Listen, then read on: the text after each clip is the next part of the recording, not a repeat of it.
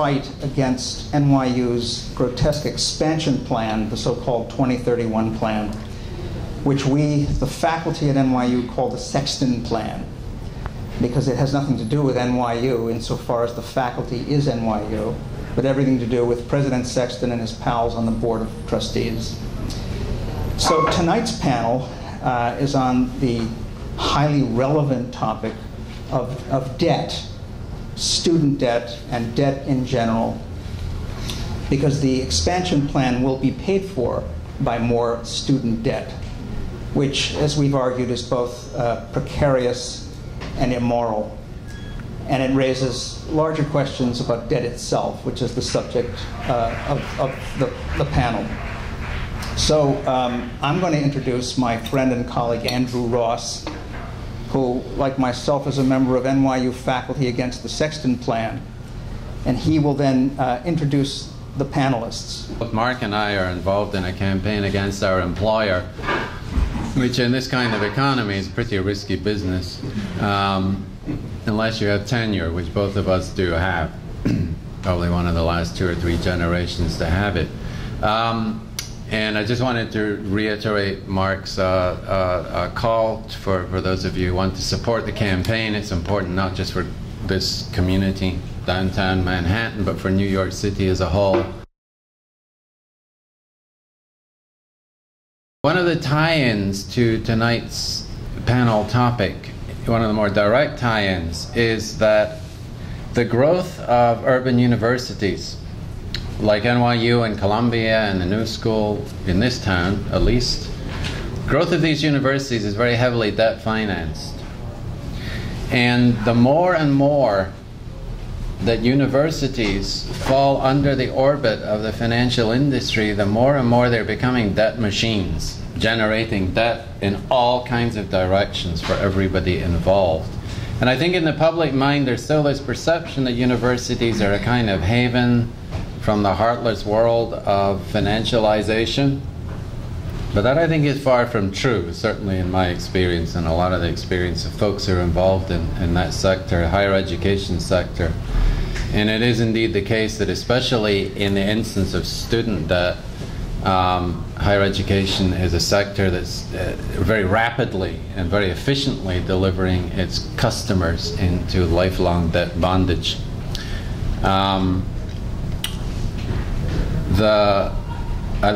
Like the panelists on this, panelists to the right of me, I've been very involved in anti-debt organizing over the last several months at least, and as a result, debt has become the lens through which I see everything. You know, that's what happens when you do single issue organizing.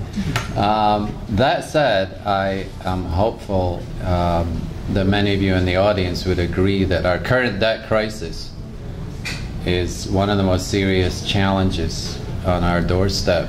And the current levels of debt, whether they're household debt, public debt, sovereign debt, corporate debt, municipal debt, they're all massively unsustainable and will never be paid off, can never be paid off in our lifetime. And when a society reaches the point at which its creditor class is allowed to deliver its citizenry into debt bondage, then that's a very critical point. Something has to give. And so we've reached that point, I think, and that's one of the backdrops to this panel this evening. We're very lucky to have 3 authors who have thought long and hard about this topic on our behalf, and they're going to take on the topic this evening. And let me introduce them. To my immediate right is Anya Kamenetz. She's a senior writer at Fast Company magazine and the author of several books about the future of education, most notably Generation Debt, 2006, and DIYU, Edupuncts, Edupreneurs, and the Coming Transformation of Higher Education in 2010. She's also published 2 e-books that are available for free. One is called Learning, Freedom on the Web, available through the Mozilla Foundation, and the other one is the Edupunct's Guide, available through the Gates Foundation. Pamela Brown, to her right, is one of the bright lights of the Occupy movement.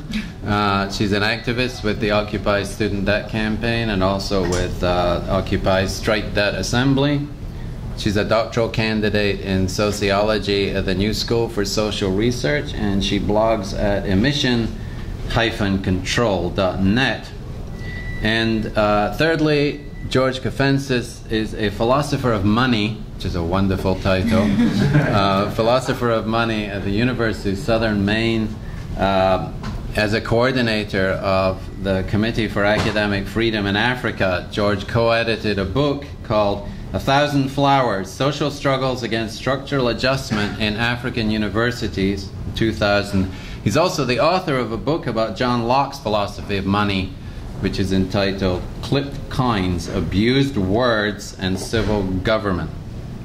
We're going to start with George this evening, and then Anya will speak, and Pam will speak third. So, George, please.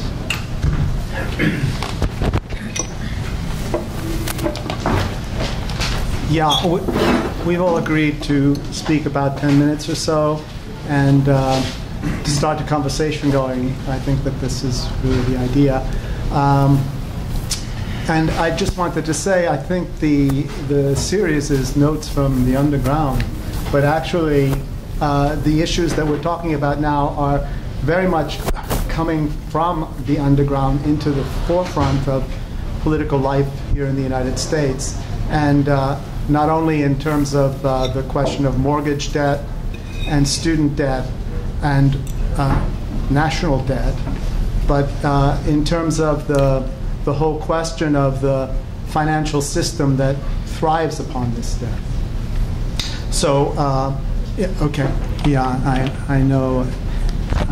Here, let me see if I can do it this way, okay?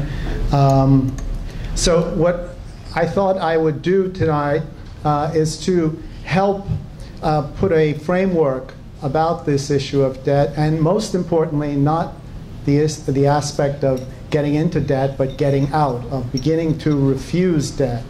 And this is part of a political project that I think all of us have been involved in the panel over the last few years, and especially in this last year with the Occupy movement. And I think that the history of debt resistance is very long and noble. And it's not alien. It's not something that they do in South America alone, although there's much debt resistance there. It's not only what they did in ancient Greece and ancient Rome, where there were revolutions upon revolutions of debtors who had been enslaved and then fought back with arms to liberate themselves from debt bondage and debt slavery. But also, here in the United States, the history of debt resistance is very much wrapped up in the history of the political forces that shape this place.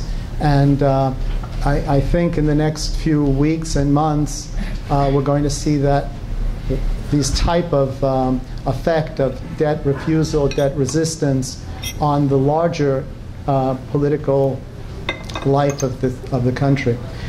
So I'd like to just sketch for a few minutes, and please, Andrew, and make sure that I don't. The minute you start on history, every story follows another, and there's always a temptation to go ever. So I just wanted to let me just speak about 3 different episodes in debt refusal that took place here in the United States. In fact, the first one in 1786 is almost coeval with the formation of the Republic, the American Republic. It was Shays' Rebellion, and what happened in Shays' Rebellion in 1786 was that farmers in western Massachusetts were in debt to Boston merchants and bankers, or early forms of bankers. And they were increasingly finding themselves, in fact, for their land was foreclosed upon, and because they couldn't pay their debts. And increasingly they began to realize that the situation was such that within a very short time the land that they fought for in the revolution would be taken away from them. So there was slowly what begins to happen is that bands of farmers form outside of courts that are doing basically doing the deliberations that would create the foreclosures, and attempted to stop the courts from operating. And of course, there was confrontation. The militias were brought out to fight these farmers, and in fact, many of these militias went over to the farmers' side. So in the heated period of the spring and summer of 1786, there was in effect, a rebellion. In fact, it's called Daniel Shays' Rebellion, after one of the leaders of the rebellion. And basically, what was it that they wanted? And Henry Knox, one of the major figures of the American elite at that time, in writing to George Washington, said, this is what they wanted. This is how they argued, that the property of the United States has been protected from the confiscations of Britain by the joint exertions of all, and therefore ought to be the common property of all. And he that attempts opposition to this creed is an enemy to equity and justice, and ought to be swept off the face of the earth. So this is what Knox says, this is what they wanted, okay?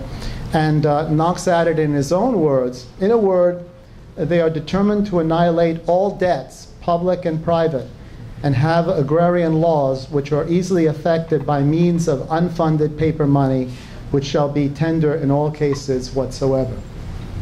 So this is this rebellion failed in one sense, but it had a tremendous impact. On the one side, it led to the formation of the Constitution.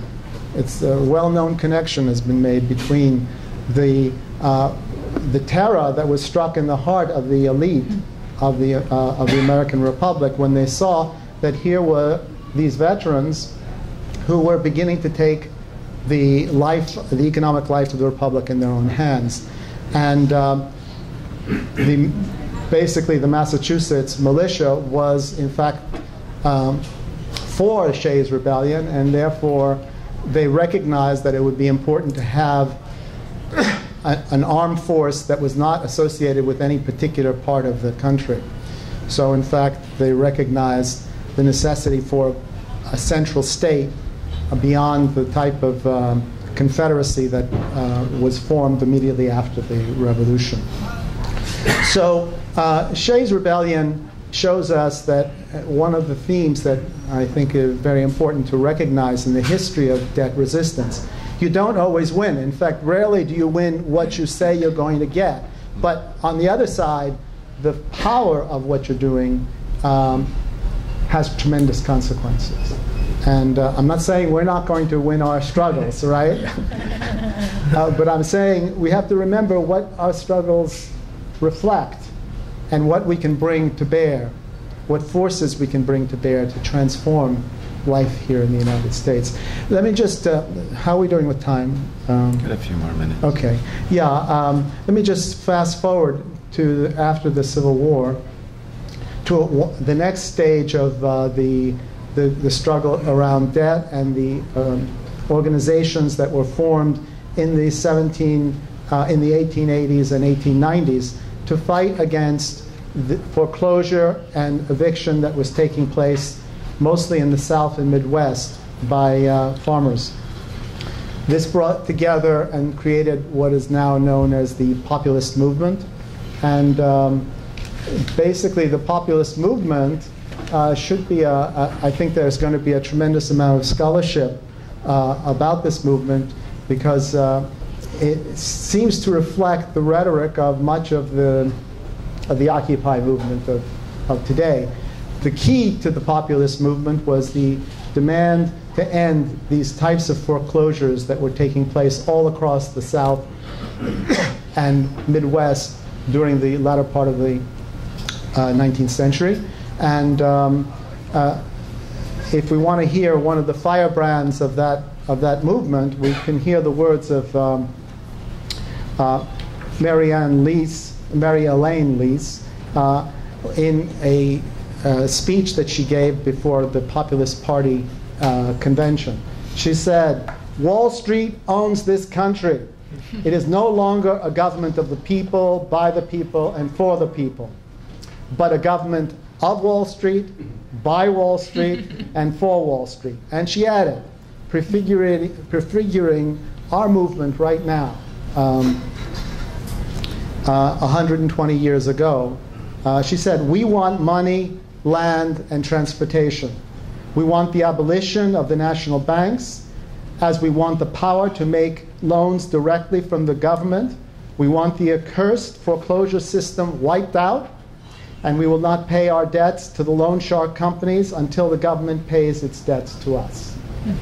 Okay, that is, I think we can perhaps quote it verbatim now and sound really courant, okay? Of course, in the Great Depression, there was also a tremendous amount of debt resistance, both in the cities to resist evictions and in the rural areas to resist foreclosure on farms. And in fact, there were many self-help organizations that attempted to, in various ways, resist the foreclosures. One of the most famous ones, and in fact, it's a little bit reminiscent of one of the tactics that we're using called the Rolling Jubilee, which is called the penny auction. The penny auction being the following.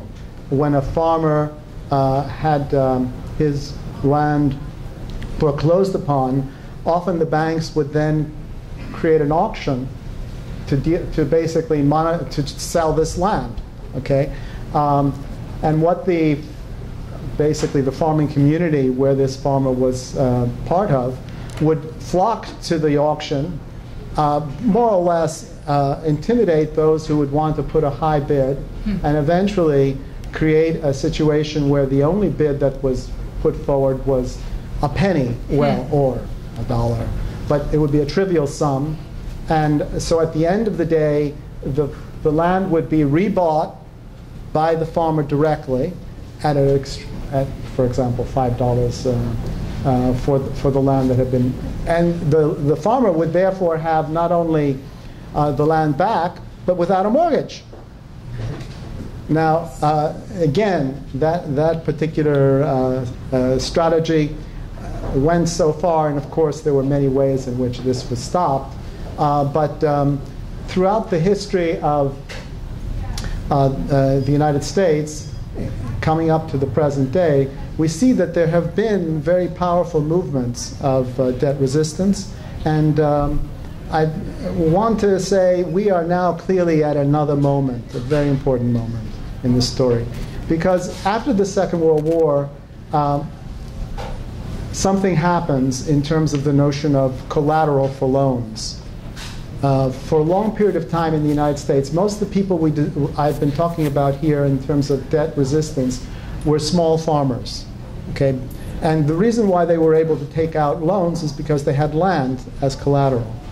Now, what begins to happen in after the Second World War especially, is that the wage of the average worker was increasingly seen as an acceptable form of collateral. If someone had a quote-unquote good job, if they could guarantee their future earnings, this could be the basis of taking out a loan either for a home, for an automobile, or for refrigerators, or whatever you might need for a home.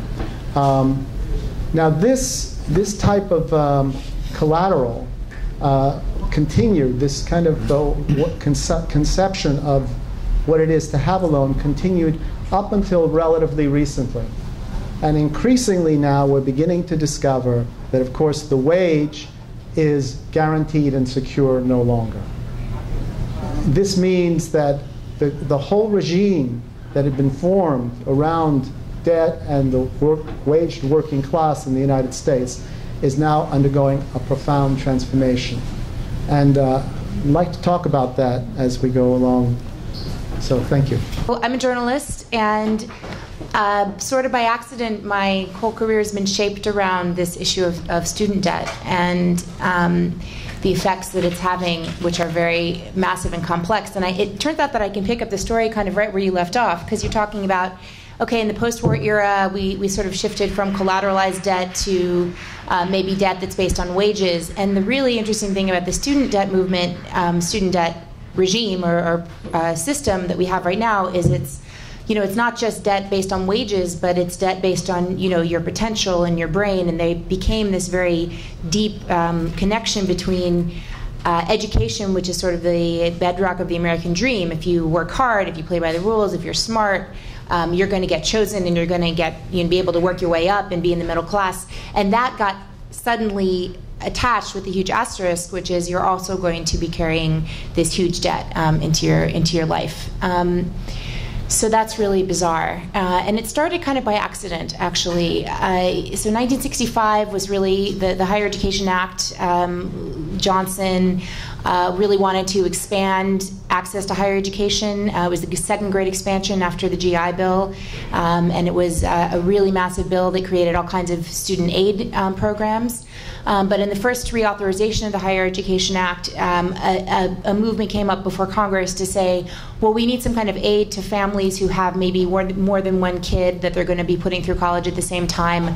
Why don't we offer a tax credit to those families? And then other people in Congress said, tax credit's kind of expensive. Why don't we create a low-interest loan, government loan program instead for those families, and then they'll pay it off by the time they get their tax refund, because it's very small amounts we're talking about. But the creation of this federal student loan program just opened up a Pandora's box, because all of a sudden it became possible to finance a higher education.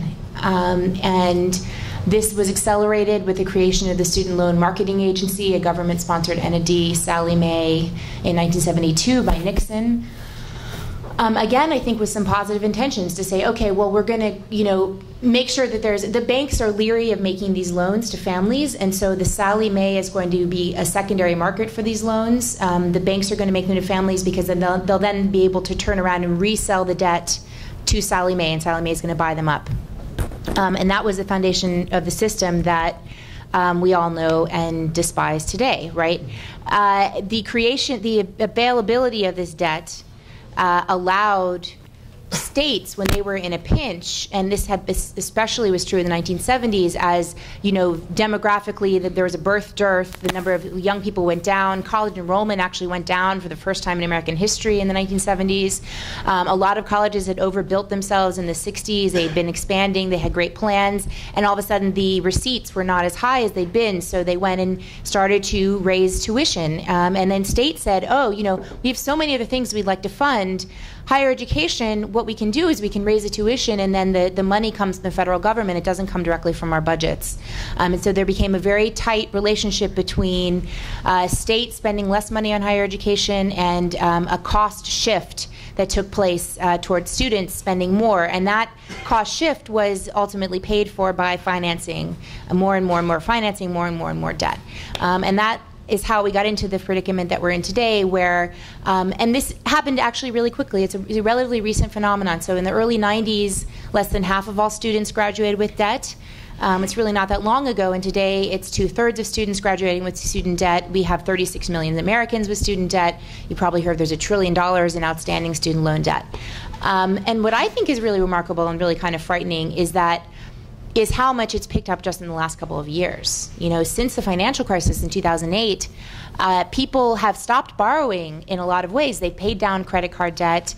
They're much more cautious about buying. Home prices stayed low for a long time. They're paying down their household debt. They're borrowing less money even for cars. But student loan debt has continued to increase, and the default rate has continued to rise. It's actually rising at a really alarming rate, both of those things. And it's not hard to understand why, because you have people graduating into the worst job market in 25 years, and all of a sudden they have this debt.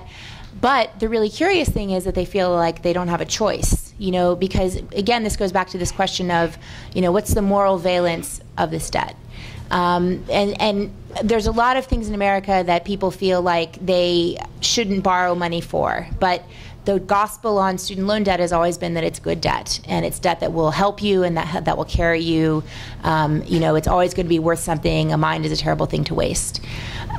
So that's why, it leads people to this really terrible situation where they feel like they've taken everybody's advice to do the right thing, and they've ended up sort of on the wrong end of things.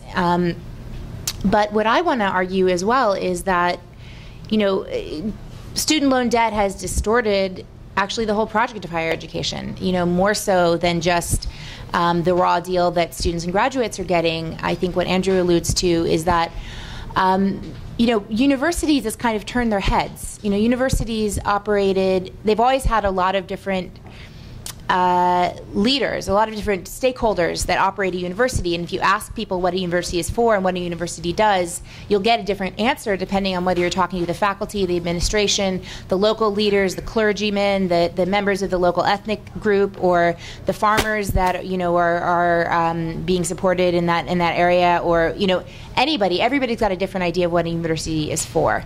But now you have another stakeholder in the mix, and that is the people that lend the university money, that help the university borrow money and finance its expansion and finance its plans. And an example of this in the way that universities are kind of giving away the store to financial interests is happening right now with students and credit cards. So in the 90s, in the 2000s, up to 91% of undergraduate students carried a credit card. And these credit card companies marketed in the campus bookstores very, very close to the students with branded, university insignia on the cards. And they offer the freebies to the students in exchange for the cards. And students were graduating with, 4 figures of debt. About 1 in 4 students were putting actually their tuition on a credit card. So this is a really horrible situation, and actually it got smacked down in Congress, and they passed the Credit Card Act in 2009, making it illegal to, once again, as it had been in the 80s, for someone under 21 without a source of income to get a credit card on their own, regardless of whether they were a student or not. So, okay, you'd say, well, we legislated this away, students now need a cosigner, the problem is solved. But the temptation of having an alliance between the financial companies and the colleges was too great, actually. So they came up with another plan. And the plan was, and this was in a report that came out recently from the public interest research groups, what we're going to do is we're going to create prepaid debit cards. And these prepaid debit cards are going to be a partnership between your university and a Bank of America or Wells Fargo, a Citibank, and they're going to be your student ID. So your student ID is going to be also functioning as a prepaid debit card. And we're going to give you your financial aid directly on this card. Okay? It is going to be so convenient, and you can use it all the time. You don't need to open a checking account, and you don't need to get a credit card, because if you need to get a credit card, you can, you need a cosigner and all of that. But the convenience of this is obviously totally illusory, because they're charging people $2 every time they use it. Every transaction is $2, okay? And the money that the school is lending you, your student loan money, which comes from the federal government, and the purpose of that money is to expand access to higher education, is going right back into the pockets of the banks for an undetermined consideration by the colleges. The colleges are getting some kind of promotional consideration, some kind of money out of the deal, and they're basically skimming. They're inserting themselves. The financial companies are once again inserting themselves into the relationship between, what we should be doing as public citizens, which is expanding access to education. So my feeling is that there are many different kinds of resistance. People fought really hard for that Credit Card Act and for legislation to prevent credit card companies from marketing to students, and the financial companies found a way around it. And so I'd like to suggest that, in what Pam's talking about, that we think really holistically and that we think really big, because when you talk about resisting debt, you kind of have to also talk about resisting the conditions that lead you to come into debt. And what are the conditions that lead to people getting into student loan debt? It's that higher education is extremely expensive, right? What makes higher education expensiveness so possible? It's the fact that there's debt. So there's a very circular relationship. And in order to break out of that, I argue, and what this logic has led me to, is to say we need new alternatives for people to be able to learn and teach themselves outside of the system of an institution that can stand in the way of that, whether it's a financial institution or a university, and say, well, I'm sorry, you need to pay $50,000 a year in order to learn. I'm planning to talk a little bit about organizing around debt. And it's interesting that George and Anya brought these two particular forms of debt to light, with housing and student debt specifically. So I've been working with the Occupy Student Debt campaign for the last year, and now with Strike Debt Assembly, which is kind of a coalition that formed with Occupy Student Debt Campaign, Occupy Theory, and Free University. And with Occupy Student Debt Campaign, one of the interesting things was that when we started, we were, I think that we are still, the only campaign that's not just challenging student debt, but the entire system, like Anya's talking about. And so the principles that we founded the campaign on were that public education should be free, again, if you're in New York, that private institutions should open their books, that the government shouldn't make a profit from student loans, so there should be no interest, zero interest, and that what we really need right now is a one-time jubilee of sorts so that we can wipe out student debt and start from zero, because we have 5 million people who are already in default. We have 41% of the class of 2005 either delinquent or in default. We have 2/3 of the current classes coming out of school with an average of $27,000 worth of debt. So we have a real problem. And over the year, as we've looked at the problem more and more, we found that this is across all forms of debt. It's not only really student debt, although that was our starting point. With housing debt, we've got 5 million homes already foreclosed. We should have about, the estimates are as high as 8 million by the time we're done with this thing. We have municipal debt. We have about $800 billion worth of credit card debt as well. So we have all of these different forms of debt. But we face challenges in organizing around the issue of debt. In our campaign, the first thing that we faced was sort of like the glazed over kind of look, like debt, like what is that? And we found pretty quickly that students who are accruing this debt right now don't really have a real connection to it. It's very abstract. So we face this problem of debt being a really abstract issue for people. But then even worse than that problem was that people have a real attachment to the morality of debt. They honestly believe 100% that no matter what, under no circumstance should they not pay. So those were the two really main challenges that we faced. And so I want to talk a little bit about why we should really organize around this issue in spite of the difficulties. And I think that we can actually use this NYU expansion plan as a great example of the ways in which debt really affect us all. I'm a student at the New School, and we've just been through what NYU is about to go through.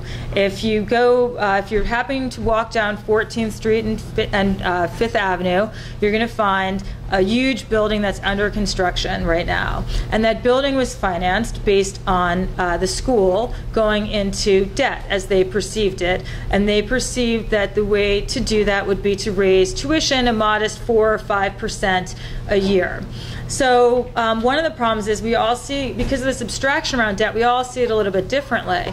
And the students saw that as an increase to their student debt, thanks, I think, a lot to OWS like really raising this issue, and began to resist this and began to say, you know, maybe I don't even want to do this program. Maybe, you know, I want to leave school. So enrollment actually went down. As opposed to the planned increase, because they were ever expanding, of course, ever increasing the amount of tuition, and they met resistance. So what did they do? They said that they had to then downsize. What they called downsizing means someone else going into credit card debt, because something like 3/4 of the time when someone loses their job, what they have to do is live on credit cards. So all of a sudden now you've got someone who's lost their job in this other form of debt, right? And then you have that person, maybe they're not able to find another job. I mean, people have been out of work long term in this job market, and so then they enter perhaps foreclosure. And if they're an African American, they're going to find themselves in pretty good company, because 50% of African American homeowners are expected to be foreclosed, with 25% already having been so. So, you know, and the cycle really continues. When we returned to classes last year, we found that we had fewer professors because one had retired in my department, and there was a hiring freeze. Unfortunately, the hiring freeze led to someone being hired and then not hired. And then we also had you know, adjuncts who were hired and then they were not hired because there wasn't enough enrollment, or there wasn't enough something, right? And so the impact of this is not just about the economics of debt, but also about the social relationship, the social bonds, what we owe each other. As a student, you come into school and you feel that you are owed a particular kind of education. You're told you're going to be in a seminar. You're promised that by individuals who take that promise seriously, and then they can no longer keep that promise to you, and your promise has been broken. This changes the relationship there. So so that's the first reason that I would say that we do want to organize around debt. Debt affects us all. We may see it differently, but we're all caught in the same web. And I could do the same example in any direction. You can do it for yourselves and think through the sort of web of debt, the spiral of debt, the domino effect of all these types of debt sort of falling upon one another. And then the next reason is kind of interesting in light of what George and Anya were talking about, because it kind of falls in between this period. It kind of falls, for me at least, in what I've found out so far, in this period of just post-Depression kind of period in American history, where it's sort of interesting because the kind of mortgages that people actually had for farms, for homes, for everything, and only 40% of Americans had mortgages before the Great Depression, before the post-Depression era. And those mortgages were not structured the way mortgages today are, right? Mortgages then were around 3 to 5 years, and you had a balloon payment at the end. So you were paying interest during this period, and then you had to pay it all, which is why there was really such an incredibly high foreclosure rate. People couldn't do it over that period of time, and they lost their property. But after the Great Depression, in 1934, we had the Housing Act, right? And what the Housing Act actually did was it created entities, Fannie Mae, and also Fannie Mae, which is the same kind of entity that was later created as Sallie Mae, so the Mae sisters or what have you. So with Fannie Mae was created for the express purpose of buying mortgages from the banks. So the idea was to incentivize banks by saying, you give the person the money and then we'll buy the mortgage from you as a secondary market, which led to our securitization today. The other thing that it did was it created the FHA, which then offered insurance so that they could increase the amount that you could have a mortgage for. In the past, you could only mortgage get a mortgage for maybe 50% of the property value, but immediately you started to be able to get 90%, and you started to be able to have loans that lasted 15 years, and then later on 30 years. So what happened during this period was that you had obviously you'd have the price of property increase, right? So I'm a little bit more cynical in terms of the creation of Sallie Mae because of this, because we saw exactly what happened. We knew when Sallie Mae was created that the end result of this was going to be that tuition increased astronomically.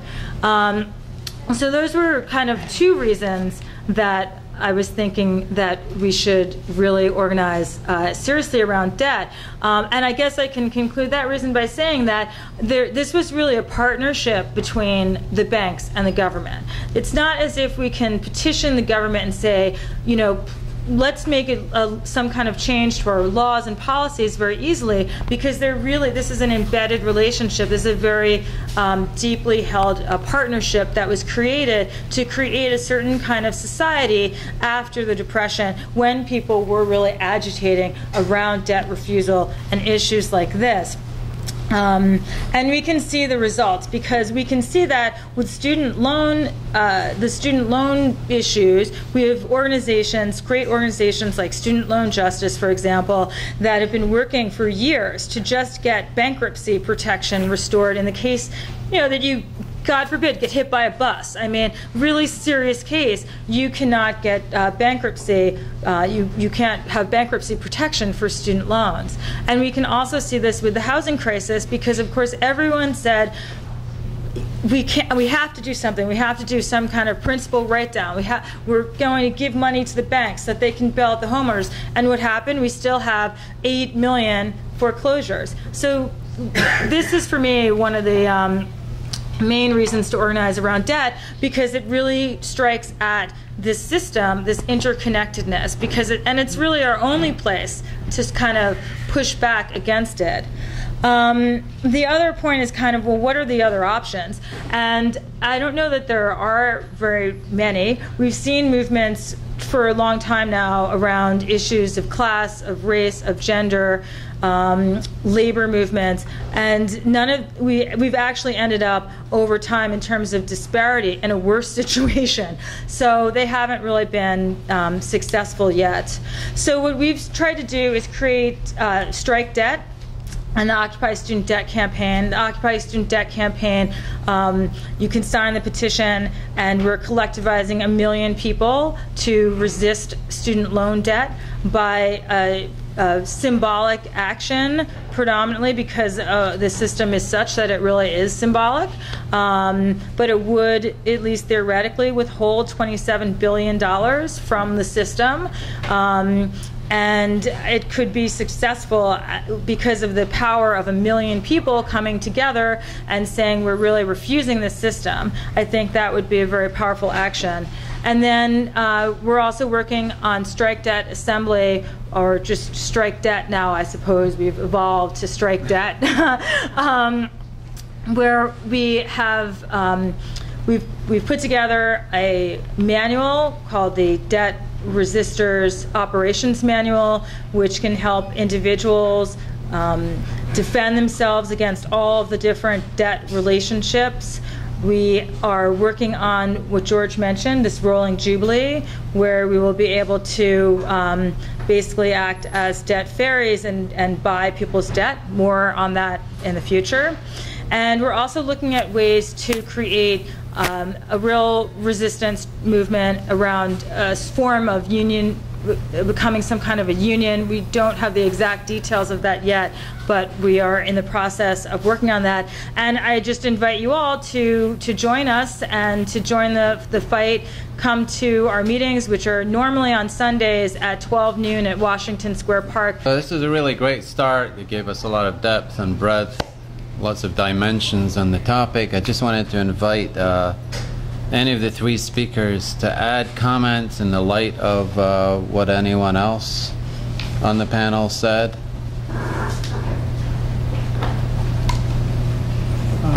Yeah, I'd like to ask Anya first, but perhaps all of us, what seems to be at this moment a very contradictory development in terms of this particular last couple of years. On the one side, almost everybody has received the message: your wages are precarious. They're not secure. Almost any job is vulnerable. Perhaps a funeral director might not be, because you got to be there, I suppose. But with a few exceptions, you're facing, whether you're a material laborer or worker or an immaterial worker, if you will accept that distinction, both kinds of workers are very vulnerable. And if you plan to think that you have any kinds of guarantees looking towards 10, 20 years in the future, forget it. This is what we're being told, right? And at the same time, we're being told the only way to escape is by going to university, and somehow that particular act is going to get you out of this stranglehold. Now, I'm asking myself, and I'm asking you, Anya, who presented this startling fact, what is going on?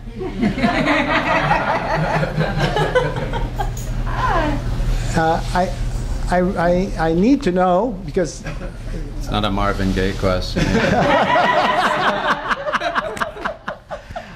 Yeah. And I'd like to hear that's what you've got to say.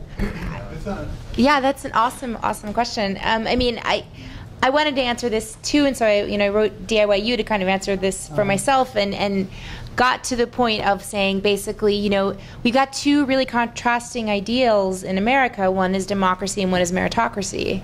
In a democratic ideal, we have equality.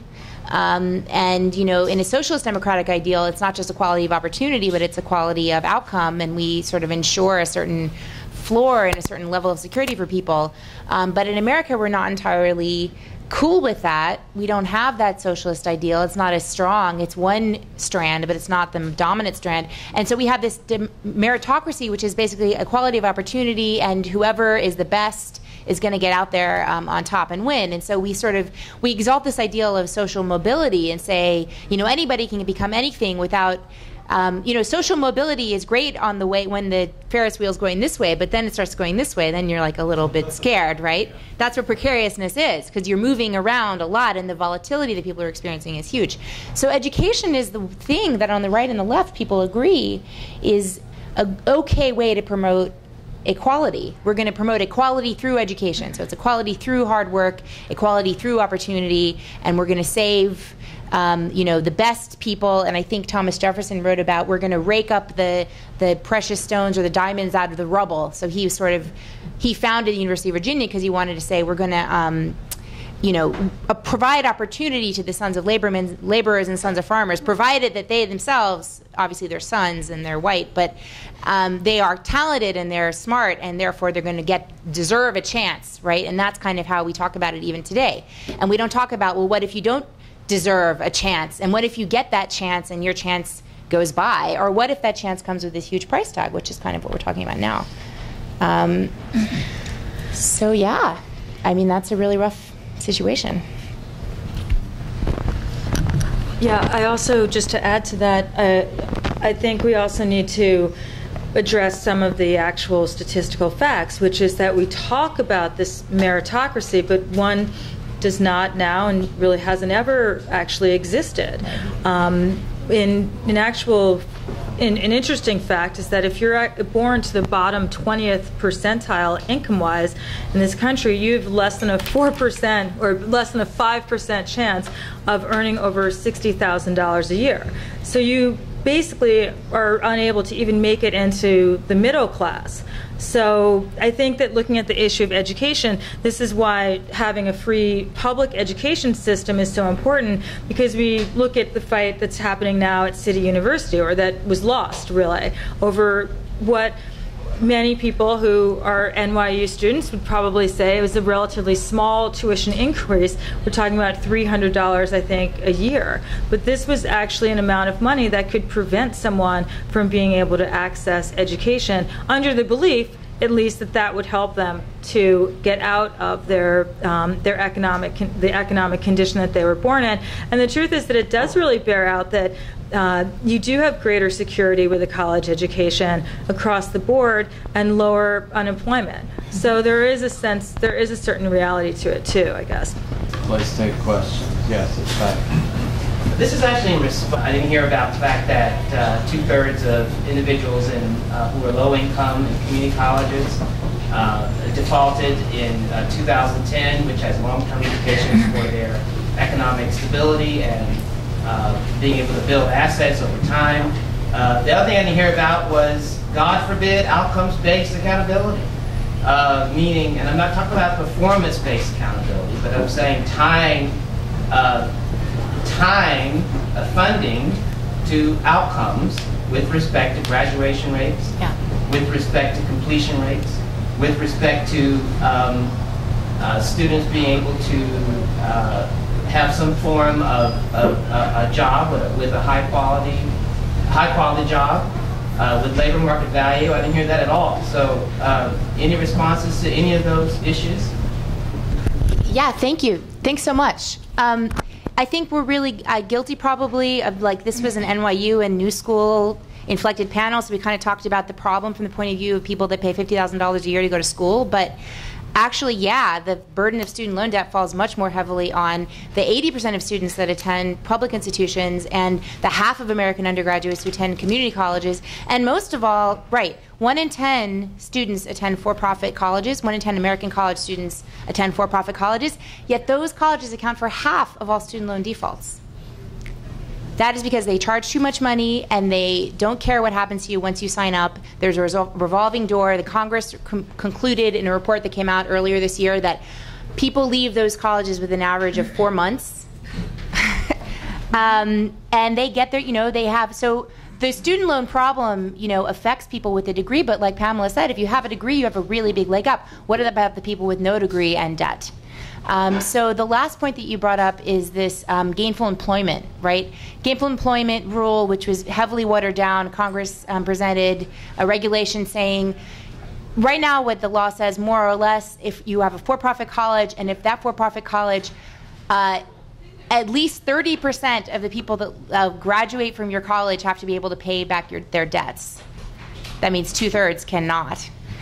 And that makes you a legitimate college that is eligible then for receiving 90% of your funds from the federal government, because those for-profit institutions receive 90% of their funds from the federal government on average. Gainful employment rule needs to be extended to all colleges and universities and made much more stringent. This is something, by the way, that faculty members at straight-up institutions, public institutions, private institutions, don't necessarily support because they see it as an infringement on academic freedom and an unholy alliance of looking at, outcomes and wages of people that leave their institution is an infringement on their freedom to teach what they want to teach the way they want to teach it. So that's a really huge battleground, I think, that might be glossed over. But probably an important conversation to have. And getting back to the first part that you said, yes, there are very important programs, income-based repayment, income contingent repayment, public service loan forgiveness, that are massively undersubscribed. And you guys should all look into them if you think that you have trouble paying back your loans. I think all of the points that you just raised were great and important points. So do you feel that the system is really about education based on the reality, the facts that you just presented to us? I think the important word you just said there is system. So I think it's important for us to think very carefully about how we change the system itself in terms of regulatory policy, in terms of policies related to how we fund college universities, how we actually, in fact, rethink delivery. I just think there are a lot of things that higher education can learn from that at least K through 12 at least made an attempt to in terms of thinking about reforming itself. Because right now I don't think higher education has really been serious about reform. So it's not just about the system change, which needs to happen, but at the same time, which is why I brought up outcomes-based funding, is that I think that higher education needs to think seriously about how they rethink themselves in terms of how they want to deliver programs. It makes no sense whatsoever, I don't think, if you're an art history major, nothing wrong with art history, but where in fact we say to people all the time, well, you have to get a 4-year degree. Well, there's nothing wrong with encouraging people to go to technical colleges and universities to get a high-quality education where they can actually get a job with labor market value.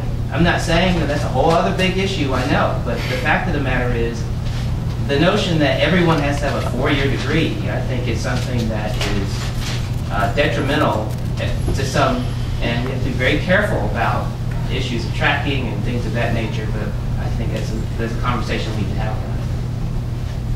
I know that's like anathema in the village, but I mean, I mean, that's why I wrote DIYU, and I kind of grope all through that and try to get into that. I'm not trying to plug my book. Like, you can read the EduMarks Guide for free and talk about ways to educate yourself, and I talk about certifications and alternative forms of education. It is, you run smack into the issue that people see higher education in so many different ways for so many different reasons and meanings.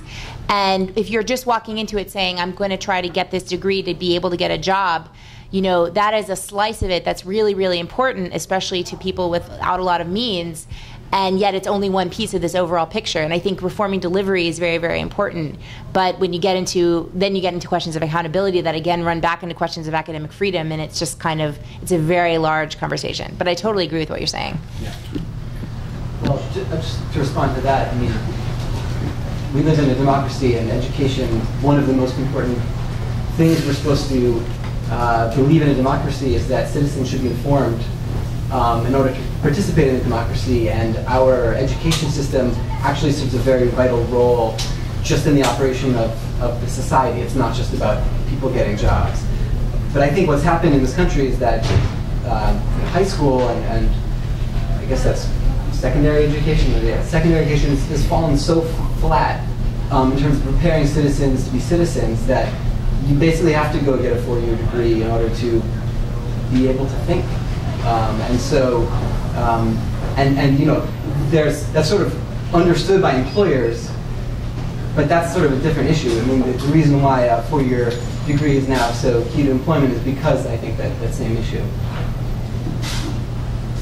I mean, 4 years, we're behind the curve here. We're not talking about 4 years anymore. The given wisdom is that you need a master's degree to be employable in the knowledge economy. I mean, that's the message that's sent out loud and clear in universities across this country by college administrations. Yeah. And master's programs are really the most predatory in terms of screwing students over and mounting debt burdens. There's very little financial aid available, hardly any, in master's programs, and they're very, very costly indeed. So let's not talk about 4 years at this point. They really have upped the ante. Well, but by the same token, you know, it's a very diverse market. 37% of people with an associate's degree earn more than the average of people with a bachelor's degree. People in those technical fields, people with RNs, you know, licensed practical nurses, people, you know, are highly skilled machine operators. There are lots of segments of the market, if you're smart enough and able enough to get into them, that can pay more. And by the same token, the percentage of graduate students and people with PhDs, this was reported last year, who are on food stamps has tripled, right? So there is no one-on-one connection, and there shouldn't be, right? I mean, we're not going to school just to make money, and I think you're right about that. You know, we're going to school to make citizens, and we're going to school to have a public debate. But I don't subscribe to the idea that everybody needs a master's degree. I think that it's a far more diverse. That's something that the higher education institutions would have you believe, the ones that have master's degree programs. Yeah. And I don't have a master's degree.